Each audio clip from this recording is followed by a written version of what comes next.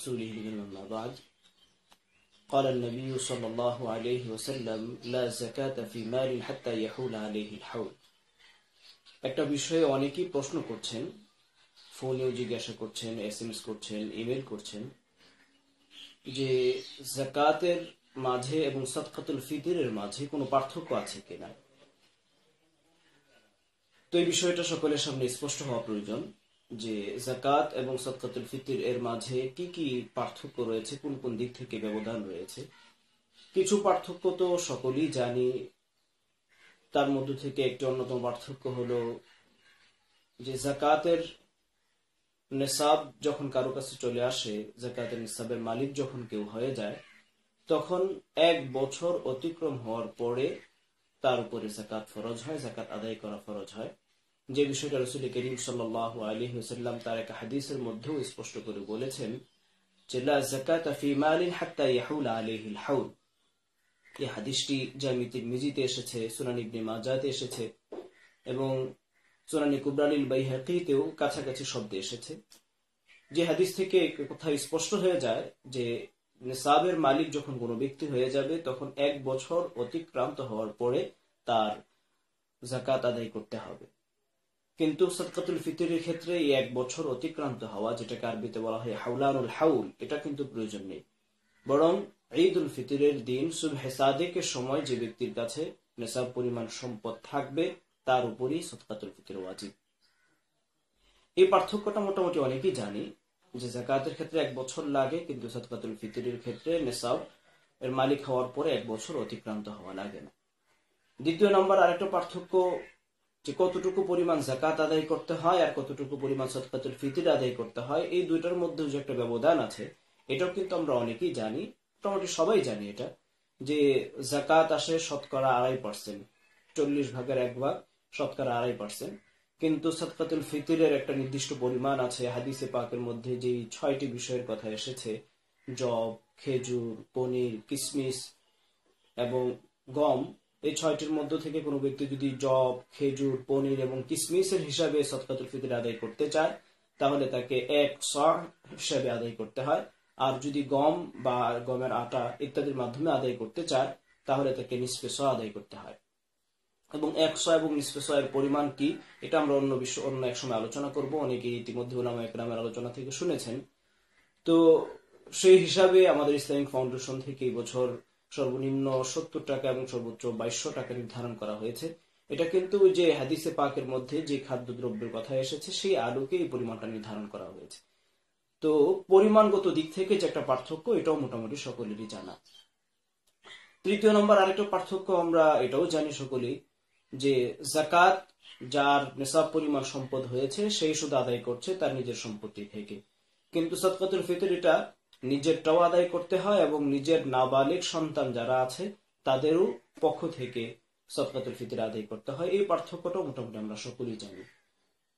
মৌলিক আরেকটা পার্থক্য যেটা আমাদের অনেকেরই কাছে অস্পষ্ট, অনেক ছাত্র ভাইরা এই বিষয়ে আমাকে প্রশ্ন করেছেন, জানতে চেয়েছেন, সে বিষয়টা হলো যে যাকাতের নিসাবের যে সকল বিষয়গুলো আছে তার সঙ্গে সাদকাতুল ফিতরের নিসাবের আর মৌলিক একটা পার্থক্য এই যে যাকাত ফরজ হয় যদি কারো কাছে স্বর্ণ থাকে 7.5 ভরি অথবা 52.5 ভরি রূপা থাকে, অথবা এই পরিমাণ টাকা যদি কারো কাছে থাকে বা ব্যবসা সম্পত্তি যদি কারো কাছে থাকে, তাহলে তার উপরে নিসাব পরিমাণ সম্পদ হয়েছে ধর্তব্য হয় এবং 1 বছর অতিক্রান্ত হওয়ার পরে তাকে যাকাত দিতে হয়। কিন্তু এর বাইরেও আরেকটা জিনিস থাকতে পারে, সেটা হলো যে প্রয়োজনের অতিরিক্ত অন্য কোনো জিনিস, অন্য কোনো সম্পদ যেটা এই নিসাবের পরিমাণ মতো হয়ে যায়। 52.5 ভরি রূপা বর্তমান সময়ে 40,000 টাকা হলে এই যাকাত ফরজ হয়ে যাচ্ছে।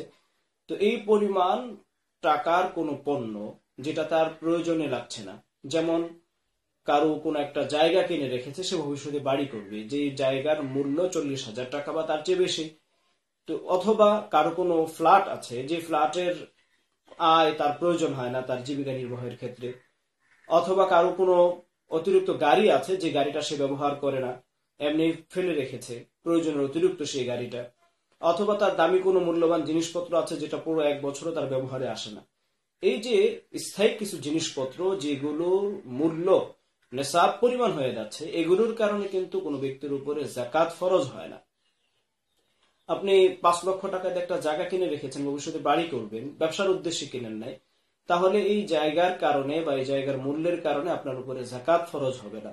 কিন্তু যেহেতু আপনি এখন এটাতে বাড়ি করছেন না, আপনার আবাসনের ব্যবস্থা আছে, বিকল্প ব্যবস্থা আছে, সেখানে আপনি থাকছেন, এটার মূল্য যেহেতু 5 লক্ষ টাকা যাকাতের নিসাবের চেয়ে অনেক বেশি, সেজন্য এটার কারণে আপনাকে সদকাতুল ফিতর আদায় করতে হবে। ঠিক সদকাতুল ফিতরের সঙ্গে প্রাসঙ্গিক আরো কয়েকটা বিষয় আছে। সেটার মধ্যে একটা হলো যে, যদি এই পরিমাণ সম্পদ কারো কাছে, এই সকল জিনিসগুলোর অতিরিক্ত টাকা পয়সা, তারপর স্বর্ণ অলংকার, এগুলো ব্যবসা সম্পত্তি, এগুলা ছাড়াও আরো যে জিনিসগুলোর কথা আলোচনা হলো, এগুলো যদি কারো কাছে সলাতুল ঈদুল আযহা এর সময় থাকে, তখন তার উপরে কিন্তু কুরবানি ওয়াজিব হয়ে যায়। যাকাতের সঙ্গে যে বিষয়গুলোর আমরা পার্থক্য তুলে ধরলাম সদকাতুল ফিতরের ব্যাপারে এবং যাকাতের মাঝে, ঠিক তদরূপ ওই পার্থক্যগুলো কিন্তু যাকাতের ক্ষেত্রে এবং কুরবানি ওয়াজিব হওয়ার ক্ষেত্রেও রয়েছে। ঠিক এই পার্থক্যটাই যাকাত গ্রহণের উপযুক্ত কোন ব্যক্তি, সেই ব্যক্তির ক্ষেত্রেও কিন্তু এই পার্থক্যটা। যার উপরে যাকাত ফরজ না, আমরা অনেকে মনে করি যে সেই যাকাত নিতে পারে, কিন্তু বিষয়টা তা নয়। বরং যাকাত ফরজ না তার জন্য কোন কোন ক্ষেত্রে যাকাত গ্রহণ না করা, যাকাত গ্রহণের উপযুক্ত না সে হতে পারে। কিভাবে? সে এই যে যে বিষয়গুলো আমরা বললাম, যে তার কাছে নগদ টাকা নেই, স্বর্ণ অলংকার নেই, রূপা নেই, ব্যবসা সম্পত্তি নেই, কিন্তু প্রয়োজনের অতিরিক্ত এমন কোন জিনিস তার কাছে আছে যার মূল্য নেশাব পরিমাণ হয়ে যায়, তাহলে সে কিন্তু যাকাত গ্রহণ করতে পারবে না। এই বিষয়টা অনেকের কাছে স্পষ্ট না। অনেকে মনে করে যে আমার উপরে যেহেতু যাকাত ফরজ না, তাই সদকাতুল ফিতর আমার উপরে ওয়াজিব না। বিষয়টা কিন্তু তা নয়। আমি যেহেতু যাকাত নিতে পারছি না, যাকাত দেওয়া আমার উপরে ফরজ না, তাই আমি যাকাত নিতে পারবো, বিষয়টা তা নয়। আমার উপরে যেহেতু যাকাত ফরজ না, তাই আমার উপর কুরবানিও ওয়াজিব না, এ কথা অনেকে মনে করে, বিষয়টা তা নয়। আশা করি বিষয়টা অনেকের সকলের কাছে স্পষ্ট হয়ে গিয়েছে যে যাকাতের নিসাব স্বর্ণ যদি থাকে 7.5 ভরি, রূপা যদি থাকে 52.5 ভরি, অথবা ব্যবসা সম্পত্তি যদি থাকে যার মূল্য এই পরিমাণ হয়ে যায়, তাহলে তার উপরে যাকাত ফরজ। কিন্তু এর ছাড়াও কারো কাছে প্রয়োজনের অতিরিক্ত এই পরিমাণ মূল্যের কোন জিনিস থাকতে পারে, সেটার কারণে যাকাত ফরজ হবে না, কিন্তু সদকাতুল ফিতর ওয়াজিব হবে, কুরবানি ওয়াজিব হবে, এবং সে যাকাত গ্রহণের উপযুক্ত থাকবে না। এটা একটা মৌলিক পার্থক্য যাকাতের ক্ষেত্রে এবং সদকাতুল ফিতরের ক্ষেত্রে।